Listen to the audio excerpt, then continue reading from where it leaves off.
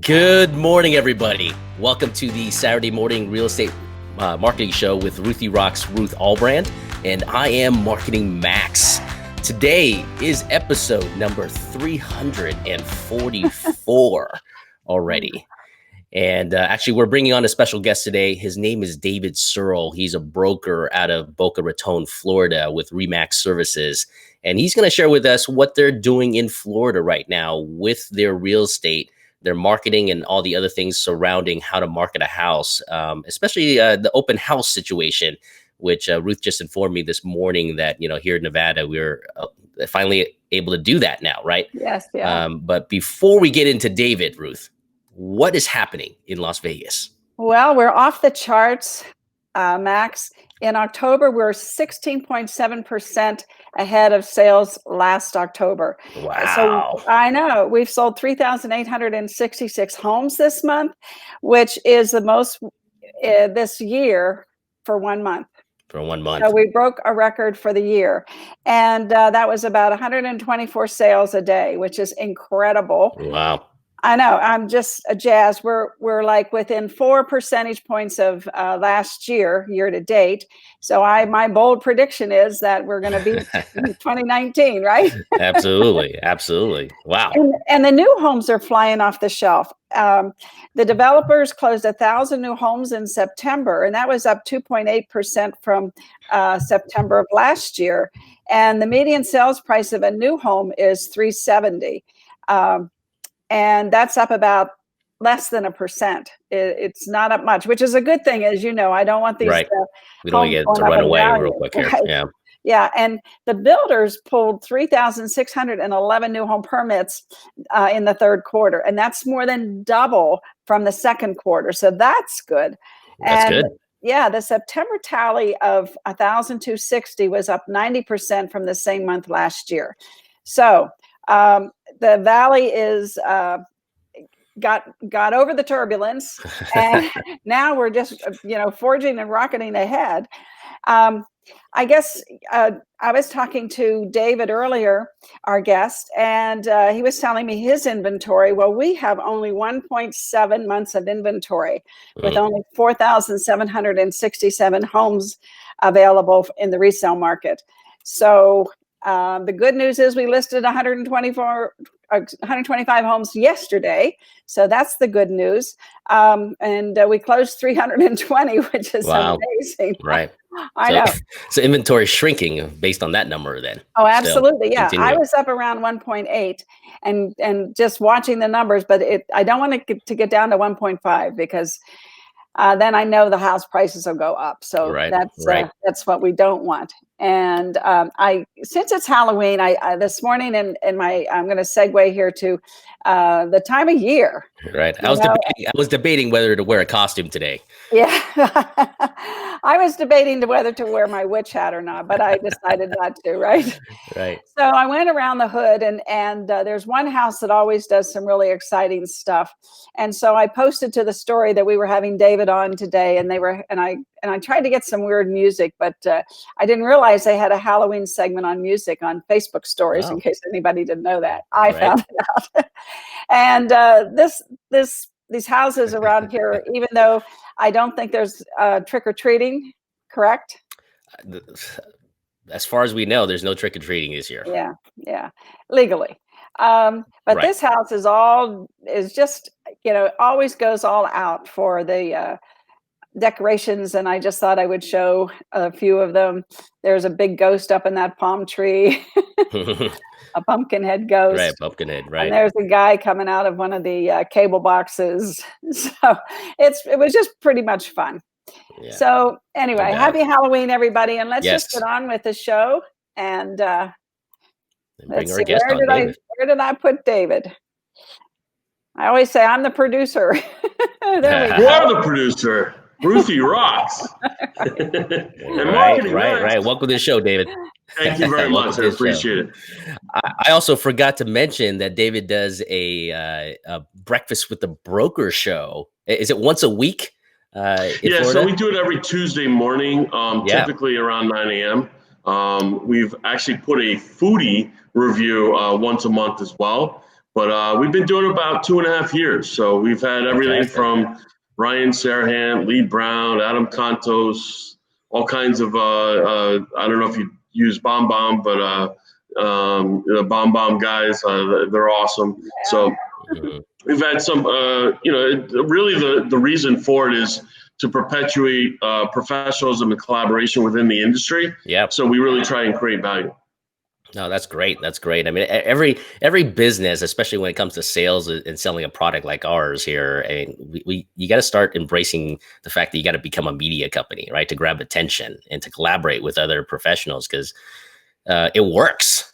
So before I dive in, I want to ask you a question about that as a result of the show, possibly. What have you seen in the difference in your business, and maybe just building relationships around the community and the other brokers. But before we dive in, I always ask, so are you original Florida native, or are you a transplant from there? It's crazy. I am one of the few and far between. So yeah, I am a native. I grew up in Boca Raton, Florida. I currently live there and work there, play there. So I went to University of Alabama briefly, and that was the only time really I was outside of the state of Florida to live. Oh, fantastic. And how long you've been, what got you into real estate? You said 18 years, but what actually got you into real estate? Nepotism. Thanks for being honest. There we go. Yeah, they sucked me in. I swore as a 6-7-year-old kid in my parents' cars while they're showing homes, sitting in the driveway for 2 hours, that I never ever do that to my kids. And now I reciprocate very well. So David and Max, we were at a RE/MAX convention in San Diego, and we always had a kiosk, always had a booth. We had the fortune wheel, and the agents that came to the convention could spin the wheel, and it would be a percentage of what referral we would give them, and it was always more than the normal 25%, or we'd give them a Nevada license plate, something that they would want to spin the wheel for. Anyway, this lady walks up, her name is Randy, and she says, I have a condo in Vegas I want to sell. It's my husband's father's. Remember that, David? Do you remember? Yeah, very well. So that's how I met your mother. And then I introduced your mother to Toby, who worked for us. And I think Toby sold the condo. And then your father said, I think I want to buy a casino in Las Vegas. And we sold him a casino in Las Vegas. Oh, by the way, you go from like $100,000 condo to like a big casino. It makes sense. Yeah, there you go. So that's the short and long of the story. Yeah, fantastic. So tell us, David, what's the temperature like right now in real estate in Florida, specifically in your area right now? So, the market is just hot as a pistol. It really, really is, multiple offers, wow. Any single family home. So there's a couple segments of the market. You have the single family home market, which is just crazy hot. And then you have condos that aren't. A lot of the oceanfront condos, have kind of hit a little bit hard, just because buyer tendencies and behaviors have changed. During quarantine, they've kind of looked at it. Maybe they want to spread out a little bit. Maybe they want to pool. Maybe they want to, be able to enjoy there and not have to go in an elevator. And so there are certain, obviously runs the gamut between, if people are, fearful of COVID to not fearful at all. And so I think you have to really kind of address all situations. Right. So, single family homes just flying off the shelf right now. What are we talking about price range wise on average in Boca? So our average price in Boca Raton is about a little over $425,000. So it's about $430,000 for a single family home. In Palm Beach County, it's a little bit less. We're looking at basically a 2.9 month inventory. So a very low inventory in a single family home market. There were around 3,000 homes, townhomes, condos that were sold last month in September. Wow. So when you're looking at it, it's a 50% increase in closed sales in single family homes versus 2019. So wow, we're 50%. 50%. So, Wow. I mean, it's crazy. It's kind of frustrating for buyers because, when buyers are going and you have 15, 16 offers on a particular property and it's selling within hours or even minutes, it's frustrating. Yeah. And so, we're trying to kind of navigate those multiple offer situations, build the relationships with those realtors involved in that listing agent, or who has the listing, and really just kind of help our buyers through that. But the process is definitely frustrating in South Florida right now. Where's the demand coming from? Is it people from upstate, the Upper East Coast, or is there local demand? I mean, where's that traffic? It's that kind of demand all driving? over. I would say unusually. So we look at the migration of buyers into Florida, and mostly, it's Northeast, right? New York, Pennsylvania, New Jersey. We used to get Canada as well. Kind of Montreal, Toronto, and such. Now what we're seeing is, believe it or not, we're seeing Chicago and Midwest. We're seeing people from Chicago who normally would go on the west coast of Florida, the Naples, the Sarasotas, are now going onto the East Coast and wanting to be, in Boca, Delray, Highland Beach, and those areas in South Florida. So we've also seen an influx in Californians. We just sold a California couple that just needed to get out because of the fires. So, Sure. I was in Montana not too long ago, and there was smoke from the fires in Montana out in the middle of the mountains. So, Wow. I could only imagine if you're much closer. But so I think buyer tendencies really have changed. Their behaviors of, let's wait until we get close to retirement or such to have a second home. Now they're going to get a second home now. There's so many factors. When I've spoken to buyers in Chicago, they said, listen, the riots can be bad. And, if they get really bad, I'm going to want to be in a place that I feel safe. And right now that destination is Florida. No, fantastic. And so Ruthie was telling us that obviously there's always all these restrictions on real estate and how we do our business now. What are you guys seeing, transpire now, especially with the open house scene? And how are your agents and how are you handling that situation at this point? So, we were pretty prepared for it prior to, obviously not prepared for COVID, but you're prepared in embracing the technology that allowed you to go virtual. We've been doing Facebook Live open houses for over 3 years.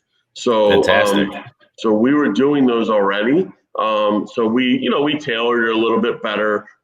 We embraced 3D Matterport technology. The fortunate thing in the state of Florida is that, the Realtor Political Action Committee that we support, the RPAC, we've gone ahead and lobbied to be an essential service.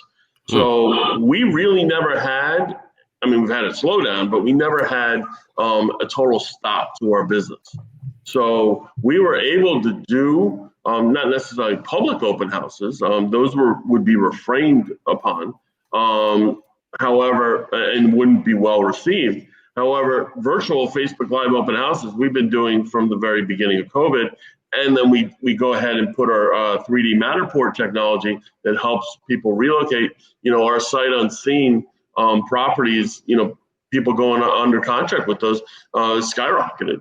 So now we're doing public open houses. We've probably been doing public open houses for about 3 months now, maybe 2.5 months. Okay.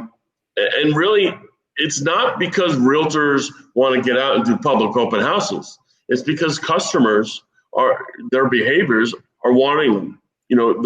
They're almost demanding them. And you think from an owner-occupied house, why would you let all these people come in? And really, it's more of a system. So when you do the system to sell your house, you may not do open houses every weekend, but you're going to do the open house on that opening weekend because you're going to get quite a few buyers through there. Oh, fantastic! And same protocols, gloves, masks, all those things. Happening. What we've been telling is masks. definitely, and hand sanitizer as they walk in. They have signed typically we tell people that you must sign in. I saw a great open house system that someone did that I stole from him. So Matt Goldstein from Keller Williams, thank you very much. He has a QR code in the on the front door, and no one's allowed to go in without scanning the QR code and signing in. It asks like 3-4 questions. Are you working with an agent? When are you looking to purchase, those kind of things, and then your name, email, phone number. So they know who's going in, and they're not letting more than 2 sets of people in at a time. And so I think that really, really works well. But yeah, gloves, definitely. They're not allowed to touch anything. If they want to touch something, then, masks, definitely. They're not allowed to touch anything. If they want to touch something, they have to wear gloves. Hand sanitizer, and they also have to make sure that they haven't, been out of the country or in, kind of hot spots, what have you, or have had symptoms, within the last week. Does your board have a document they have to sign? They don't. They have suggested things that they've put out, but and there is a COVID addendum for the contract, but it's not required to be used. Yeah, we're required, and I think it's a little intrusive, and I don't know that everybody does it. I mean, if someone doesn't want to sign it, they don't want to sign it. They'll sign in, but they don't want to sign their name to that COVID affidavit. It's strange. Yeah, I think people in general, the more disclosures and the more things that you give them, more uneasy and uncomfortable they feel. And, there has to be a certain amount of trust, even though, buyers, and sellers may take advantage of that trust, when you're looking at it, you really, you need to be responsible, right? You need to have a conversation with the seller to see what their level of, comfort is, and go from there. And, whatever they decide is really what we're directed to do anyway. And aside from the open houses, I know that the houses in our market aren't staying on the market very long, maybe 2 weeks. So there's not a lot of exposure that the buyer and or the seller have to a lot of people. So people we don't have a lot of inventory, so there's not a lot to choose from. So buyers aren't going into a lot of homes, and when they find the right one, they make the offer. In fact, David, some of our buyers are making offers sight unseen, just based on the Matterport, the walkthrough on the Matterport. That has really taken off with the realtors here, utilizing them even on rentals. So buyers are fine with writing an offer subject to inspection. Sure. Yeah, we see that a lot. And I think I misspoke, Marketing Max. Before I said 50%, actually days on market was 50%. The actual closed sales were closer to 30%. It was like 28.6% from September. So I wanted to just clarify that as I'm racking my brain. So, but you got it. We got the picture. Either way, it's a big number. So it is. No, great number. Yeah. To Ruth's point, absolutely, we're seeing a lot of sight unseen. And they're typically coming during inspection, but not all the time. But we've done sight unseen. I remember I did a sight unseen property back in like 2009 or 10. The guy bought a second home for $5.4 million. Didn't see it until 6 months after it closed. So, we've been doing a lot of those, even very early on, and it's all about embracing technology. And the great thing about what kind of COVID has done, or the unintended consequence to it, is that it really has forced those people that did not want to embrace technology or were fighting it. Now they have to. They don't have a choice. They have to be on social media. They have to do video. And if they're not going to do video, they're going to be out of the business. And your story and what you guys are doing out in Florida is a classic example of what being lucky means, which means, preparation met with opportunity, right? Ruth and I have been doing this show now going on 3 years, almost. I mean, and we've been doing, talking about video for like over 4 years now. Yeah. And we've told people like, look, if you're not getting on video, you're going to be losing. And sure enough, the people who have been doing videos like embracing the technology, embracing the Matterport, taking very good pictures this year, they probably saw a brief decline in their business in real estate, but after that, they probably picked up more clients, more customers, because they're the ones producing the content, right? They're the ones being able to be reachable. So congratulations on seeing that foresight. Thank you. And I have a lot of mentors, that have kind of paved the way with Jesse Peters and Michael Thorne and some of these other people that Alexa Kabbalah Hughes, all these people that really got into video very early on, kind of, pushed you. And, and you start to think like, why would I want to do video? I don't really have anything to say. And what am I going to talk about? And stuff. And it could be further from the truth, because we talk all day, every day for a lot. I mean, some of these are the most loquacious people you've ever met. Right. So you're looking at it and, they have things to say. And what's amazing, the technology has given us the ability and the platform to really go forward. I mean, look at Ruth's a producer. She's a director, producer, like star of her own TV show. Like, right. It's crazy. So, you all have a lot to say. You all have different personalities. And I suggest whether you're in the real estate business or in some kind of sales or product business, we should all be doing video.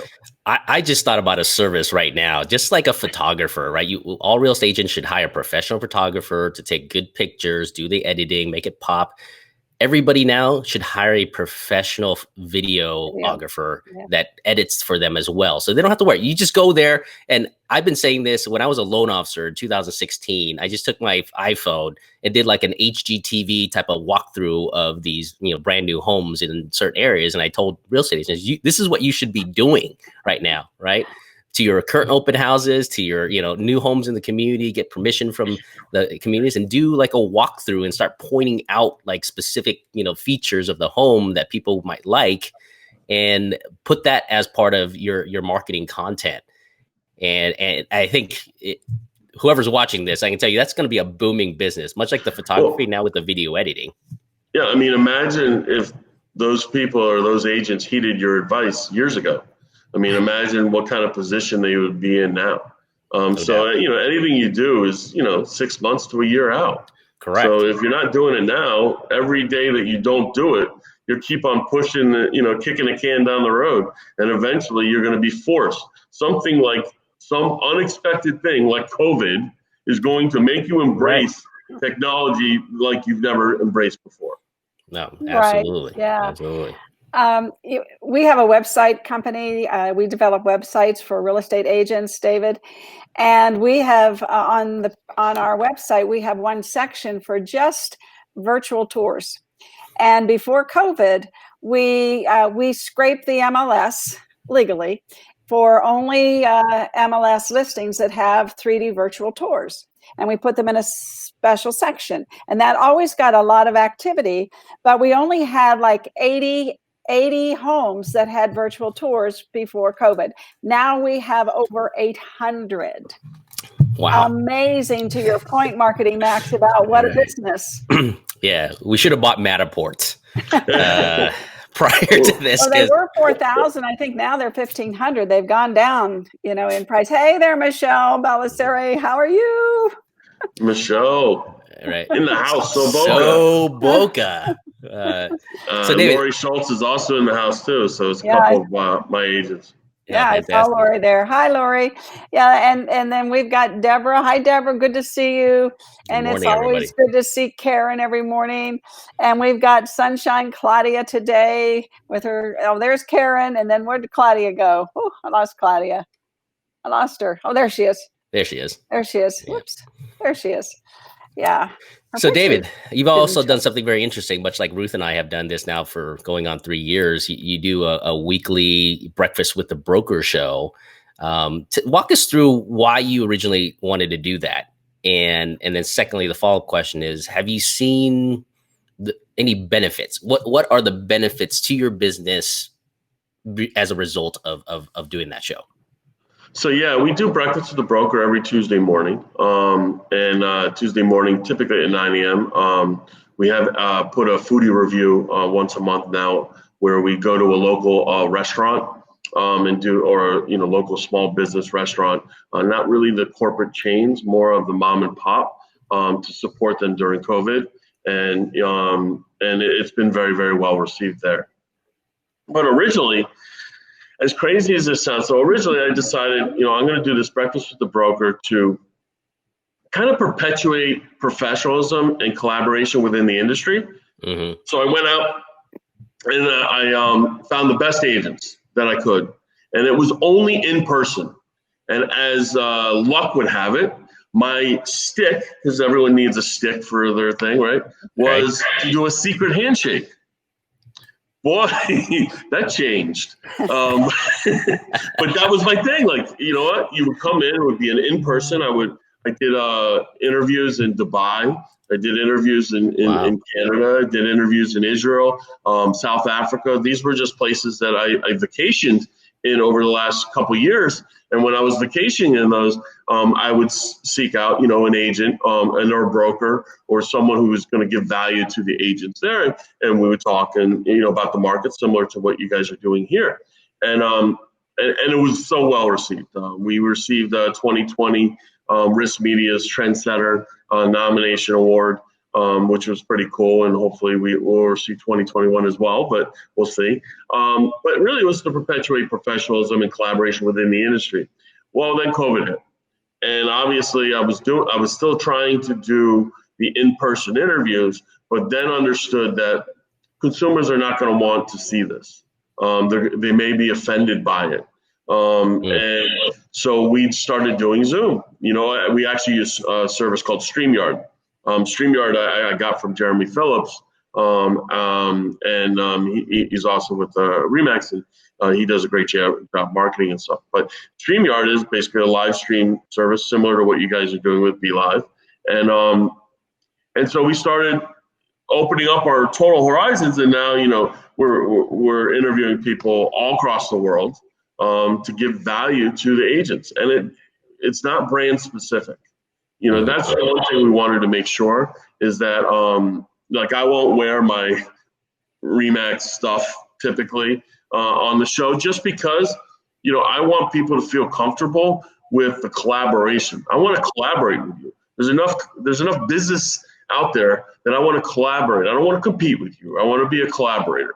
So, and that's what we impress upon. And yeah, business has taken off. I've gotten several agents that have wanted to be involved with our company based on it. Not necessarily real estate business, buy and sell, because that's not the premise. Premise is a broker owner, achieving professionalism through interviews with other agents and or brokers to give value back to those agent brokers. Fantastic. And we all do this we're all building content for one reason primarily, right? As much as Ruth and I like to say that we're selfishly giving up our Saturday mornings to the better good of the real estate community here in Las Vegas, but we're also trying to build a brand. We're looking to build Ruth's, education business here in town as well. I mean, have you seen a result, an increase in business or in referrals or anything like that because of the show at all? Very much so. I mean, a lot of people call me Breakfast with the Broker now. So, Breakfast with the Brokers in the house or whatever. So it has become some kind of a brand name. The business itself and referrals definitely gives me maybe a leg up on some of the competition based on, they already maybe know me or they've already seen me. But again, the show isn't really designed to create business like leads for a residential or commercial business. So we're more designed to giving back business from agents and other brokers. We have received referrals in here and there, probably based on Breakfast with the Broker, but it's very hard to manage and or track to see where, if it came because of this or it came because of that or what have you. So, yeah. Yeah, it's It's probably hard to track. yeah, it's probably very difficult to track, but there's probably some type of intrinsic value in there that we can't measure, right? No, agree. We've gotten a lot of notoriety. We've gotten a lot of awards and national awards and such. I'm also very involved in the our Broward, Palm Beaches, and St. Lucie Realtors Association, which is the third largest in the country. So I'm heavily involved in that. So that also is a push towards professionalism. I want people to understand that not all realtors and brokers are created equal. Just because there are certain bad ones or bad apples in the bunch doesn't mean that they're all bad. And and that's kind of what our focus is on. Yeah. So, David, I don't know if you were at the RE/MAX convention when Gary Vaynerchuk spoke the first time, not the second time, but the first time. And what he said is, and this is when Gary just first got his start. And he stood up there and he said, if I were a real estate agent, I would go and I would interview on camera the local businesses. And I don't know if you were there that time. Did you see it that time? Yeah, no, I was there. Do you remember the girl who stood up and said, why would I do that? And he said, if I have to tell you, I'm not telling you. Yeah, right. And I thought that was priceless. No, you're absolutely right. And I forgot about that, but that might have been an impetus to do this. It's just, first of all, Gary V is, he's one of, I'm not going to call him a role model just because I don't know him, but an inspiration. He's certainly an influencer and an inspiration, to people trying to create marketing and trying to be different than the competition, not being the same. I mean, that's really, really hard. When you're looking at, all these different, realtors doing all these different things, to stand out is difficult. So, you have to, I think people need to understand that they need to work on their business, but they also need to brainstorm about ideas to implement for their business in the future. Yeah. Well, one of the things that your guest Lee Brown said, and I listened to part of that interview, is that a real estate agent, of course, has to know the guidelines and the laws. But if they don't connect with people, you might as well get out of the business. So if you're connecting with people, the buyers and sellers, you need to go connect with your community, because at the end of the day, like she said, a real estate agent is a soccer mom or, a coach of a little league team. I mean, we're into the community. And so why not go and to the communities that have been struggling, especially during the pandemic, especially right now. Yeah. And one of my agent formula members, my website business, I teach Buffini. I also teach social media. And so she drank my Kool-Aid, right? So she started going to the bars in the east side of Vegas and having them make their cocktail of the day or of the month, whatever she calls it. And she would print up little cards. And so she goes to the bars in the east side, bars and restaurants, not just bars, but bars and restaurants. And she has them make, their special cocktail. And then she tells them here, email me below and I will give me your email and I'll send you the recipe or whatever. And she said that has gotten her business, gotten her awareness, and it's building the community, because now we can go back into the bars, social distancing, of course, and mask, but still, she's helping the community build back up again. And what an opportunity the pandemic has given us to do that. Right. Yeah. I mean, helping those that need help in this time. I mean, they'll remember it. I mean, it goes to the core belief. Exactly, you might not always remember what I say, but you always remember the way I made you feel. And that's the whole premise. Like, help your community, participate in your community, and give back, and you get 10 times forward. Yeah. I mean, how great it is. I mean, that idea of going around businesses, Ruthie, you and I have talked about for years now as well. And what people don't understand is, you're right. What people understand is not only are you creating content, right, which is a win for you, And we're all about making win-win situations, right? But you're promoting a local business. That's a win for the local business owner. And two, by interacting with that local business, they potentially could become a client of yours as well, because they're like, wow, this real estate agent's going out in the community, being part of the community, promoting the community, right? And they're showing the professionalism, and they're creating content and marketing. Guess what? Yeah. Then you got to do your job to ask them, what John says or what Aaron Taylor says. If you were thinking about selling or buying a home, would I be the real estate agent that you would consider? I mean, if you just did, once a week, 52 businesses in a year, right? And you added 52 business owners. And one of the things that I saw from another friend of mine that does a kind of like a show, like, he talks to like the tech executives, but he says, like, who do you know in town, or who do you think you should nominate for me to interview in the next show? Right. So like you can perpetually build something like this that creates so much branding for you and goodwill to the community that, especially, you're right, David, in this time, Ruth and I said it at the beginning of this pandemic, like what you do during the next 6 months here, right? People will remember for a very long time. And if you create winning situations for your community and for yourself, your business is going to explode the next 2-3 years. Yeah. I mean, when you look at, just to your point, I mean, my agents, I kept the doors open all the way through. We never closed the doors. Now we had safety precautions. We had, things in place, but during even the biggest of COVID spikes, I kept the doors open. It wasn't because I wanted to keep the doors open. It was because I knew that my agents needed those doors open. And too many real estate offices during COVID, they closed them and said, oh, work from home. Well, that's all well and good, but working from home then meant you have to work with your kids that are homeschooled. You have to work from home. You're during COVID, you're affecting their business.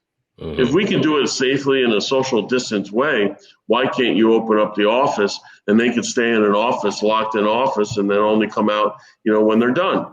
So, those were the kind of things that, people will remember. They will remember that.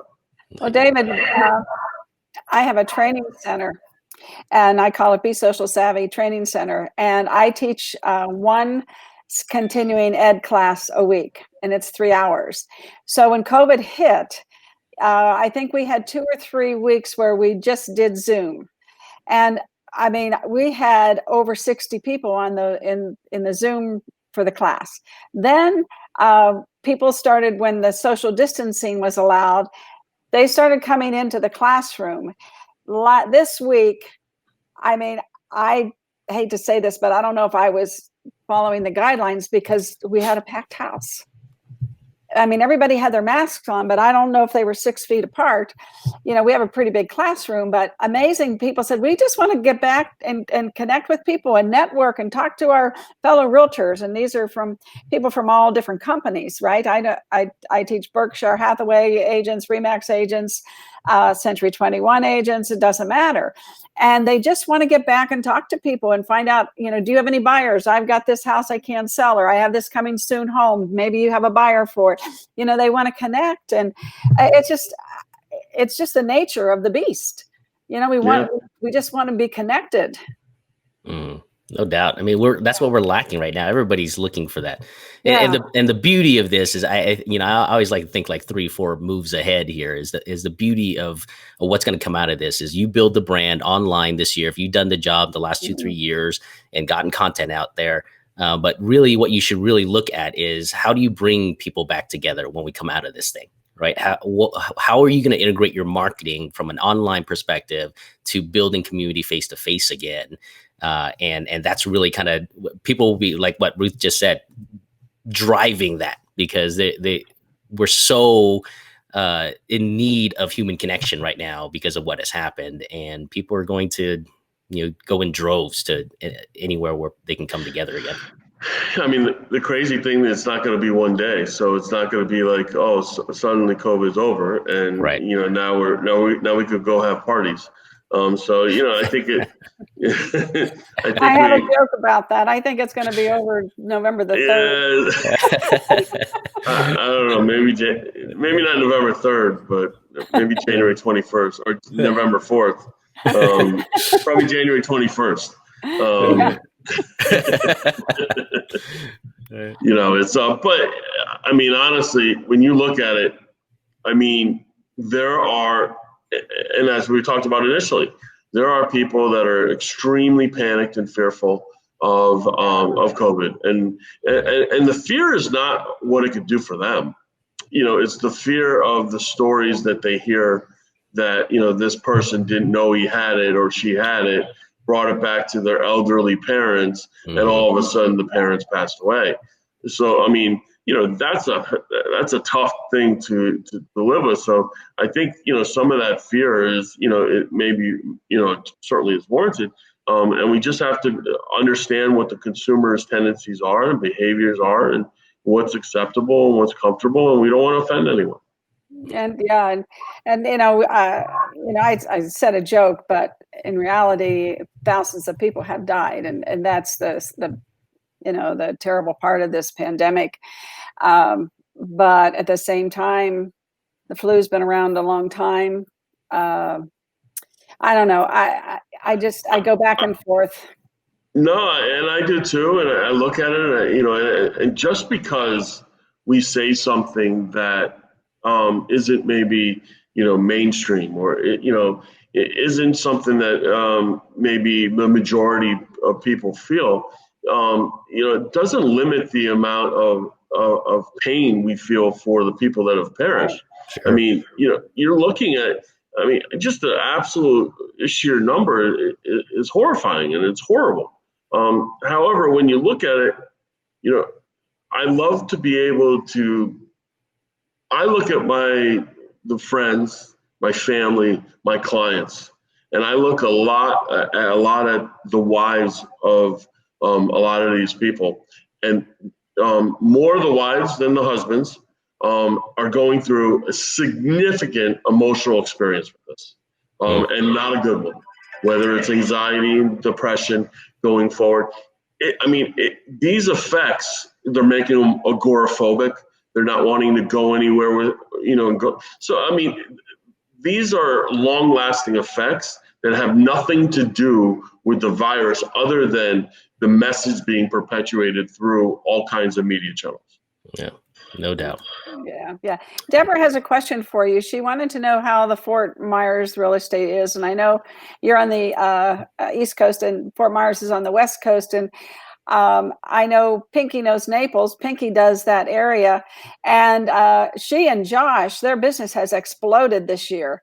So I would tend to think it's pretty good, Deborah, in that area. Yeah, I mean, you know, I've looked at it, and you know, in Fort Myers, real estate obviously is also exploding. You have it all the way up and down. Most of Florida has exploded.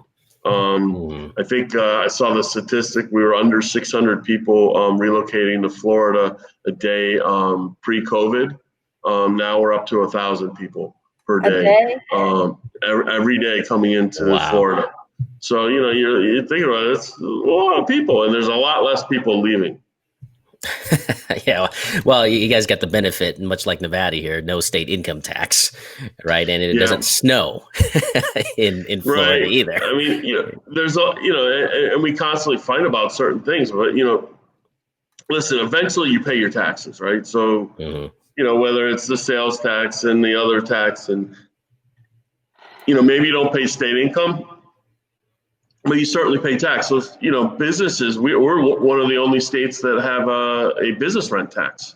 So that means when a business owner wants to rent a building or office space or whatever, they pay sales tax on that business. Wow. I think it's down to 5.6%, something like that. We've gotten a couple reductions. I might be wrong on but it's in the 5 somewhere, 5.3 to 5.7%.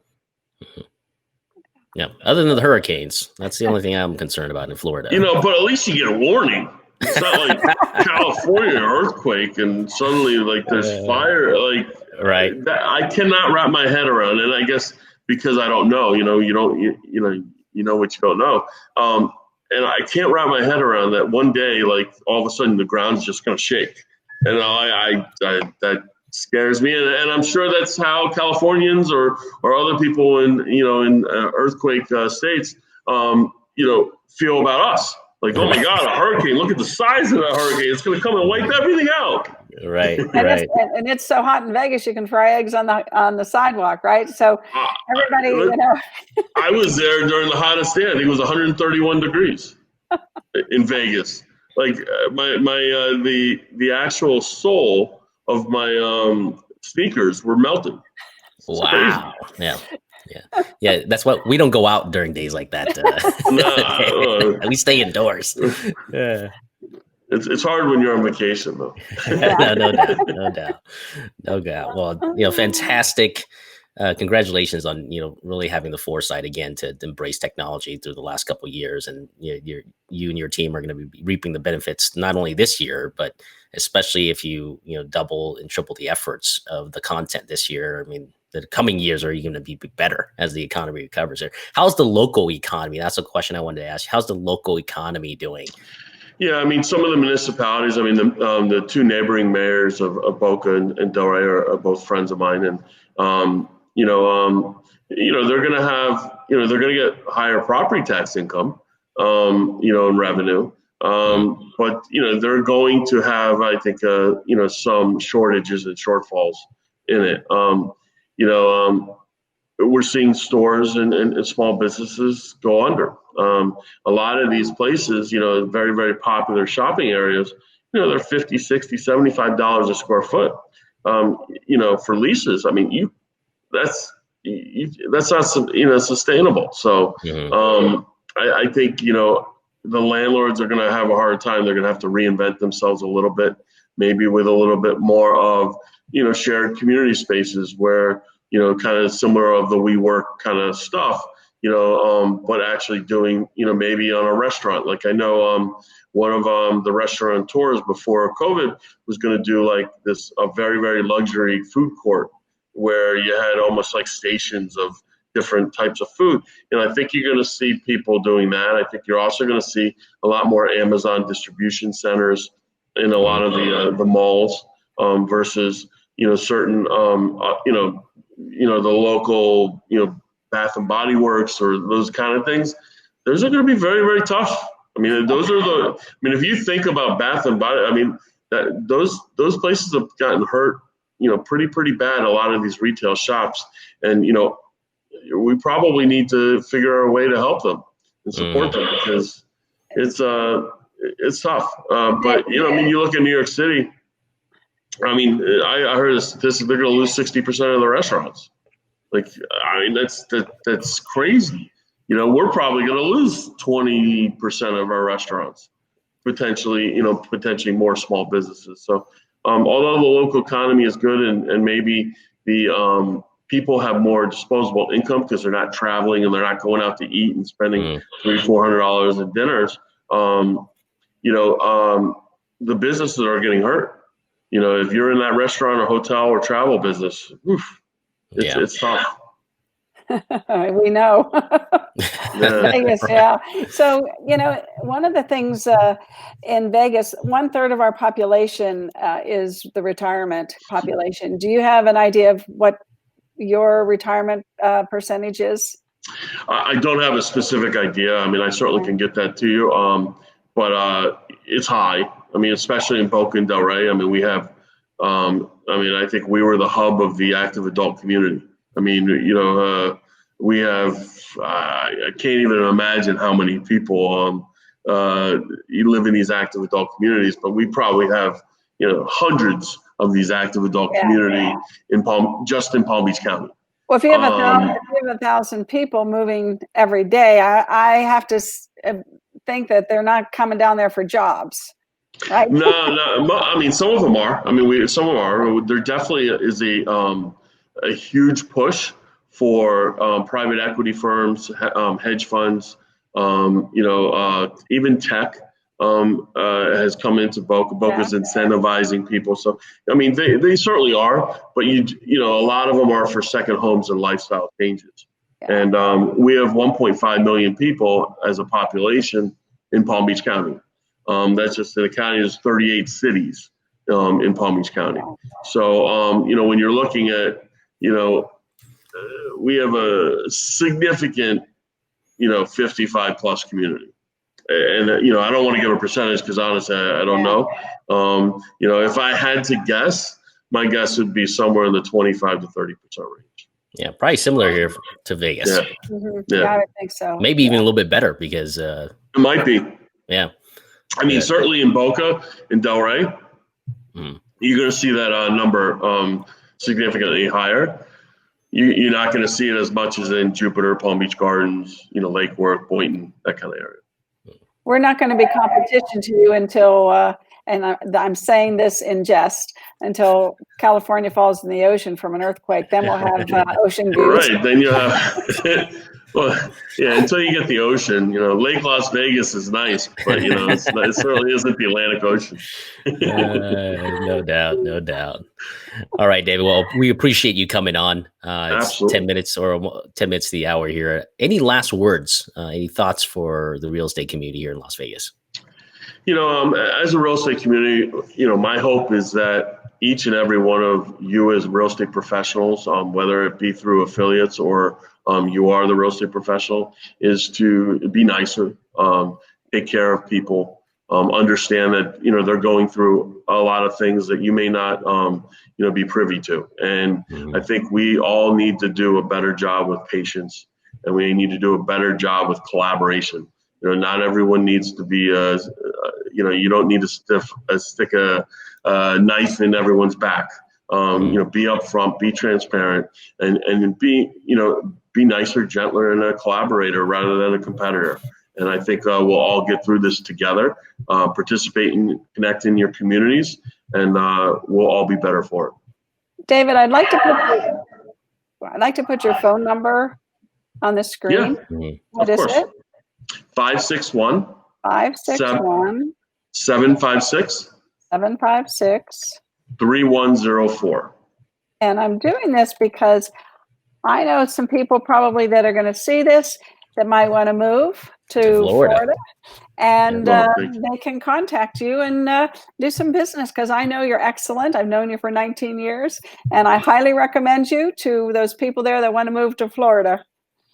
Well, I very much appreciate it. Thank you so much for having this. Is great, and I think you guys do a great job. And not just for the people that want to talk about Florida or move to Florida. If they just have questions on realtors and professionals and that kind of thing, I certainly be happy to field any questions. So text or call me. Texting's much easier though. Yeah, it is. I respond quicker. We haven't ruined that yet, but give us time. We'll ruin the text. I'll end this with one quick story, because I remember, and my agents have heard this before, but I remember in 2003 when I got a text from an agent for showing instructions. And I said, how rude is that person? I'm going to pay 65 cents for him to text me? That's absurd. That's ridiculous. And now if they call you in 2020, they're like, how rude? Why are they calling me for showing instructions? That's just stupid. No doubt. No, thank you again, David Serle, everybody. Ruth, any last words and some training? I'm just so happy David was available, and I know he's a very busy broker, and as most brokers are. One little question: how many agents do you have? So we have 62 agents. I'm going to be a board of director. I'm on a board of directors for the Florida Association of Realtors. I'm going to be next year the first vice president for our board, which has 36,000 agents. And then I'll also be a board of director at the National Association of Realtor level as well. Well, congratulations on all your success, and everything you do is right and right on, and the video and the broker breakfast. I'm honored that you had the time to spend with us today, and have a happy Halloween. Happy Halloween. Boom.